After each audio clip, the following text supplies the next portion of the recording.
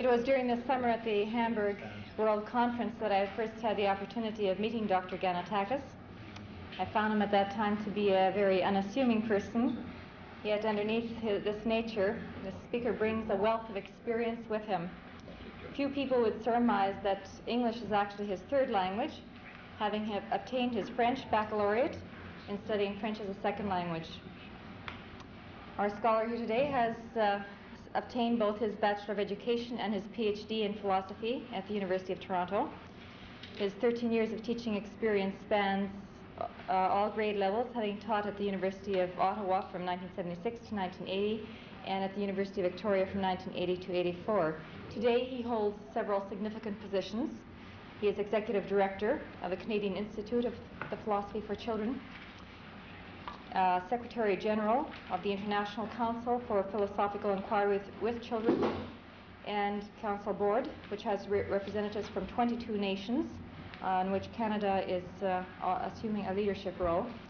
He is editor of the Canadian edition of Philosophy for Children and has also translated the Pixie Manual into French and is also currently working on Harry.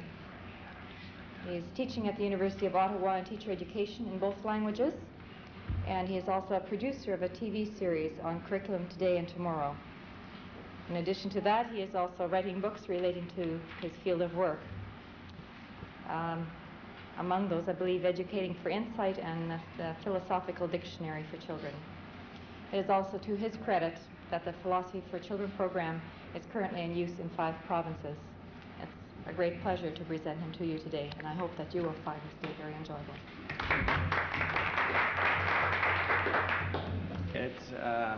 It's with great pleasure that I have accepted the invitation to provide principals as well as teachers with an in-service that's focused on the development of critical thinking skills. As you may know, the Philosophy for Children program, as it's called, although the International Council calls it Philosophy with Children, as opposed to for children, is a comprehensive program that combines critical thinking with creative thinking, also with the reflection on values as well as social skills, to develop comprehensively the total mind of the child and the teacher. And it is a program that has been in use over 15 years now. In the US, it's in 4,500 schools and school districts, and it is now developing around the world. Hence, we have this International Council of Philosophical Inquiry with Children, which is initiating programs worldwide. The main reason for the development of such a program is that reasoning skills are fundamental to all learning. They are really the framework of all learning. And I was very pleased when I visited the Ministry of Education last October to read in the major goals of learning of the province of Manitoba. I work with 5 provinces, and with each province I look at their documents. They outline the major goals and objectives of the education system. And all provinces, without exception, have as a fundamental goal among the 5 first goals the development of reasoning skills in children so that they continue learning throughout their lives. Now, this is a very philosophical objective, and it is developed, or it's met indirectly through the various subject matters. And we hope that teachers who are teaching, they're teaching for thinking and for reasoning skills.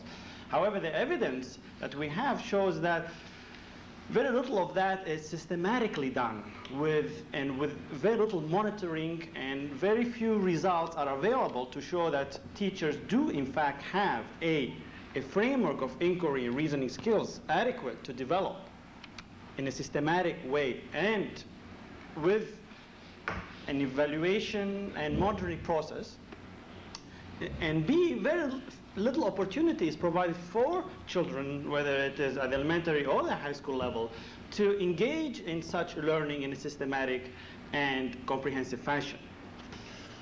John Profit, I'd like to know and understand the systematic approach to the teaching of critical thinking skills, how you'd introduce it at a high school level. And I think it's one area that has really been sadly not looked after as far as public school education is concerned. Okay, what is philosophy for children? Now, I think you all by now know that this is not a question of teaching doctrine and systems of thought and value theories. I mean, that's not a watered-down philosophy course at the elementary or the high school. In fact, the evidence has shown that if you teach such a course, there won't be very much success because it is not a very transferable, integrated approach that meets children's needs and meets the curriculum. So it's not really a teaching of doctrine and systems of thought. What it is, it's a concerted and systematic development of children's thinking, critical skills. In what way? And that's, I think, is important. How is this done? One of the important criteria that the program meets is that the way that those thinking skills are taught are in an integrated and transferable manner. And integrated, that is, in two senses, and I have to clarify this. And as we will be doing some activity, we will see whether these claims, are really validated. They're integrated in the sense that they are integrated into the life of the student. In other words, they are connecting with where the student is at in terms of his or her experiences at specific developmental levels. So the curriculum for senior high is slightly different from junior high, slightly different from the intermediate, middle school, slightly different from the primary school, because children have different experiences and they have to learn to think in relationship with those general experiences. Otherwise, we're just giving them abstract logical rules, and we don't want to do that. So it integrates into the life and interests of children. This is the first meaning of integration. As you know, Ontario is very big on that, child-centered, relevant, meaningful to children. And second integration is integrated with among the various skills that are available. So it is integrated in the sense that it combines and connects with these various skills. That is possible because the skills that are developed, the critical skills, are developed with transfer. Namely, they cut across disciplines. What they learn, they say in a unit in science, is used for language arts and used for social studies. So these two criteria, namely integration and transferability, application to language arts, science, social studies, and value education. Value education, I mean in a very broad sense of the term, reflection on various values. Values are important things or items of significance. So if we ask children, what did you find important here? Namely, what did you find of value here? We don't need to moralize, you see. Value reflection of values is to be separated from moralizing, or if you want, moral education in the sense of preaching a certain set of values. Okay? Critical thinking is something that is teachable. Okay? It's not just the genetically richly equipped child that will have, this very bright mind, but that we can develop this in all children. Of course, the gifted have already an edge, and therefore they can carry it farther than others and quicker than others, and therefore the kind of pace as well as breadth and depth of involvement characterizes that gifted child. But they are teachable. Secondly, that these particular skills are the right ones to teach at a given stage and in relationship to the experiences and social context that children are placed in. So if you can present the skills in this interactive group social context, you have a very, very powerful vehicle, because the research shows that group work and dialogue is the most fostering ground for thinking. I mean, Vygotsky and many others have shown this, that there is, as they say, the difference between individual actual quotient, intelligence quotient, and the difference between that and what we call the potential group motivated intellectual performance. And Vygotsky has shown clearly that when children work in an interactive, dialogical context, they are able to improve their intelligence much higher than if they work individually. So you must have opportunities for such work. Otherwise, children's motivation and intellectual needs are not enhanced as effectively as they can. And fifthly, utilizing how the program is delivered. What do we work with? We don't work with texts from Plato and Aristotle and Kant and what have you. We work with novels.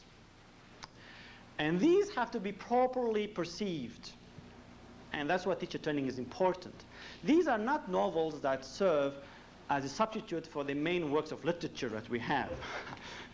and I've had a hard and difficult task to convince some boards and some others that, and some other people who are implementing right now, that these are not to be taken as substitutes to the great works of literature.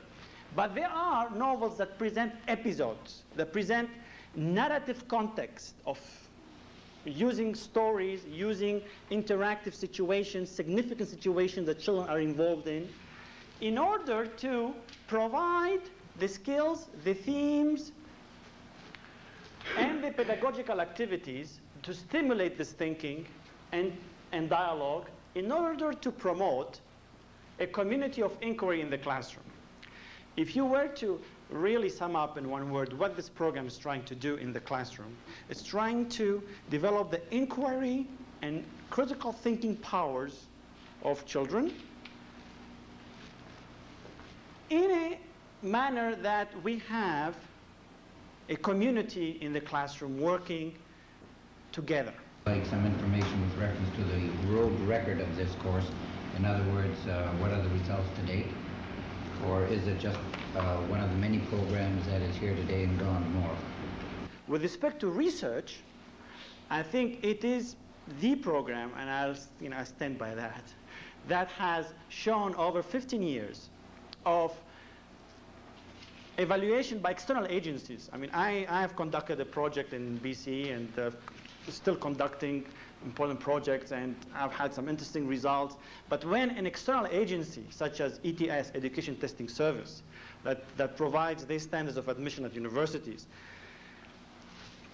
looks into a certain program, evaluates it according to its own proper resources and instruments, using not only standardized testing, but using the main instruments for not only academic achievement. I'm talking about the Metropolitan Test or the California Test of Mental Maturity, but some other criteria too, and comes up with highly significant gains, 0.001. And there is a very interesting article on the effectiveness of the program as well as its reliability with respect to indicating how effective are those skills that are taught with respect to academic achievement. This has been an ongoing program and has never had a case where a school has withdrawn it. There are many programs that have been introduced and withdrawn. It's been ongoing since 1969 and it's been expanding since 1969 but the difficulty, what this program has against it, is that it's not easy.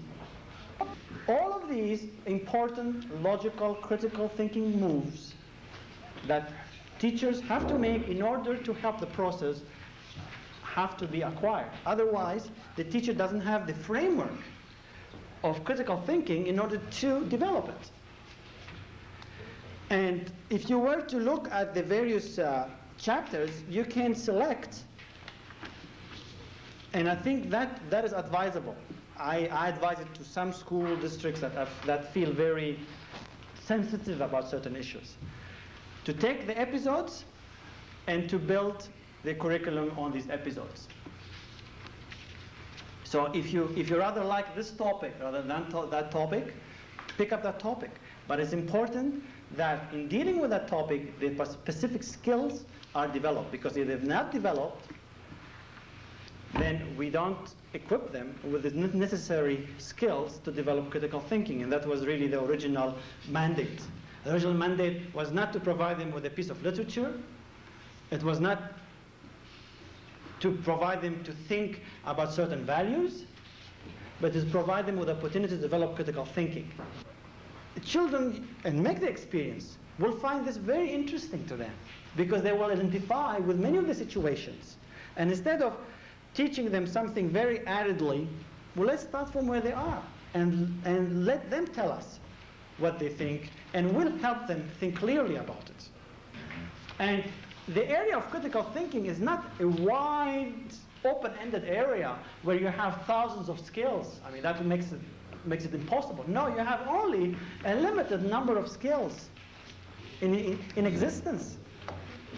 But where it counts is the practice, the application, and the coordination, and the combination of these skills that produces very skillful, creative individuals.